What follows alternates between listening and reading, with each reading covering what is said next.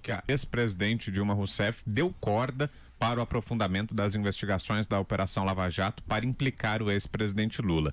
Segundo Palocci, havia uma ruptura entre Dilma e Lula e dois grupos distintos tinham sido formados dentro do PT. Ele diz que a briga entre os dois começou com a indicação de Graça Foster para a presidência da Petrobras.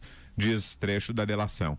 Deve ser relembrado que o ex-presidente da estatal, Sérgio Gabrielli, era íntimo de Lula, ao passo que Graça Foster era íntima de Dilma. Não havia qualquer intimidade entre Lula, a Graça, e a relação entre Dilma e Gabrielli comportava permanentes atritos. A nomeação de Graça, segue o Palocci, representava meios de Dilma inviabilizar o financiamento eleitoral dos projetos de Lula retornar à presidência.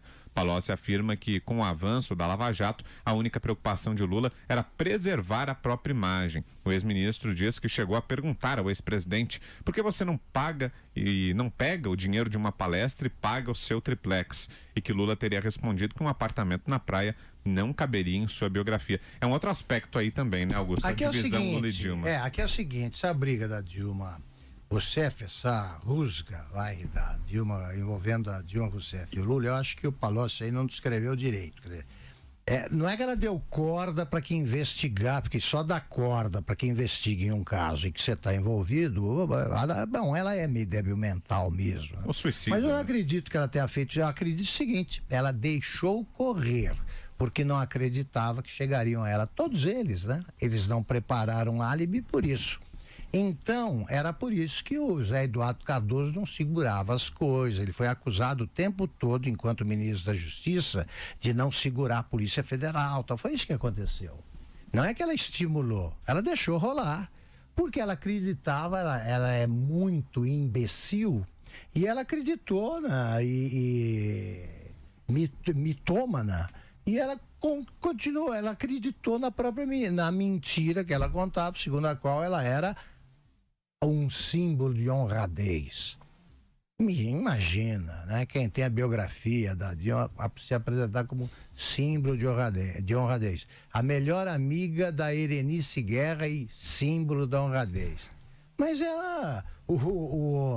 queriam que o Aécio Neves pedisse desculpas pela chamada de leviana. Eu disse, olha, eu vou pedir desculpas por ter usado a palavra errada. A senhora é muito mais que isso. Só que o Aécio, como nós se soube depois, também estava na mesma turma. É tudo igual. Dilma, Lula, tudo bandido. Aécio, tudo bandido. Só que alguns roubaram mais, outros menos. O Lula, pelo que diz o Palocci, esse foi fundo, né? Esse foi fundo. Você sabe, Augusto, você realmente tem uma memória prodigiosa. Eu lembro desse episódio do Leviana, que inclusive a esquerda, que é a rainha das distorções, quis até, fazer uma interpretação extensiva do termo leviana, né, insinuando até que era sinônimo de meretriz. Eu lembro isso. No Nordeste tem esse significado. Exatamente, né? Então, e aí depois a reação, né, lógico, totalmente combinada, naquele esquema de mensalinho de Twitter e blogs sujos, etc. Aí começaram a bater firme no Dilma é mulher honesta. Né? Eu lembro que eu tive uma discussão, à época a minha discussão era na mesa de bar, né? Não era aqui nos estúdios da PAN, mas eu lembro o que eu falei, mulher honesta é a minha mãe. Perfeito. Dilma não é mulher honesta. Perfeito. Como que vai ser mulher honesta uma mulher que foi presidente do Conselho da Petrobras, já que você falou da biografia dela, né? Foi ministra de Minas e Energia e foi a presidente eleita naquele contexto da eleição bilionária, né? Que foi, vamos dizer assim, irrigada à base de propina e caixa 2. Qual a chance dessa mulher ser honesta? Como é que pode ser honesta, continuando na tua linha, Caio, como é que pode ser honesta uma mulher que divulga um dossiê falso, segundo o qual a Ruth Cardoso, uma mulher respeitabilíssima, era uma esbanjadora na compra de vinhos, gastava dinheiro, a Ruth Cardoso.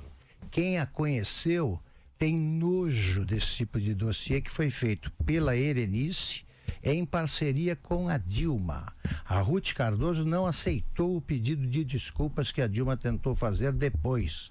Ela morreu sem ter perdoado a Dilma Rousseff. Eu sempre lembro isso, e lembro sobretudo quando o ex-presidente Fernando Henrique lembrava disso quando ele dizia, não, porque a Dilma, ele fazia algumas ressalvas, a mulher que não se meteu em confusões, se meteu em todas. Não pode ser honesta uma mulher que mente, e ela mente mais do que respira. Ela mente o tempo todo, desde o tempo em que ela era guerrilheira, que nem usava armas. Isso é importante. Ela guardava armas, porque até como guerrilheira ela era incompetente. Ela nunca participou de assaltos, porque ela participava da logística. Ela guardava armas em apartamentos, porque como ela é capaz de botar um sorvete na cabeça, ela também seria capaz de dar um tiro no pé, literalmente. E para a gente quantificar, né, o tamanho da roubalheira, né, eu citei aqui os cargos em que ela tinha ingerência direta na Petrobras, né, seja via executiva ou no conselho. Se você pegar os laudos da Polícia Federal, eles estimam que o prejuízo causado pelo Petrolão, a Petrobras, dá monta aí de 40 bilhões de reais. A gente não consegue, não tem alcance para imaginar uma grana tão alta, mas isso é o equivalente a 10 milhões de reais por dia durante todo o governo lulopetista. 10 milhões de reais por dia, é só o ouvinte fazer a conta. 10 milhões por dia de uma estatal. São 151 estatais federais, 1.300 estatais no conjunto da obra aí, federal, estadual e municipal. E aí falando sobre de uma... sem nenhum exagero, a maior roubalheira da história. Da humanidade. Claro. Da humanidade. E assim, esse conceito de honestidade, existe a desonestidade por ação e por omissão. Né? O Petralha, por excelência, ou ele é conivente ou ele é beneficiário. E conivente é uma palavra bonita, né? Etimologicamente vem do latim conivere. É literalmente você fechar os olhos. Agora você imagina 10 milhões de reais por dia em uma estatal.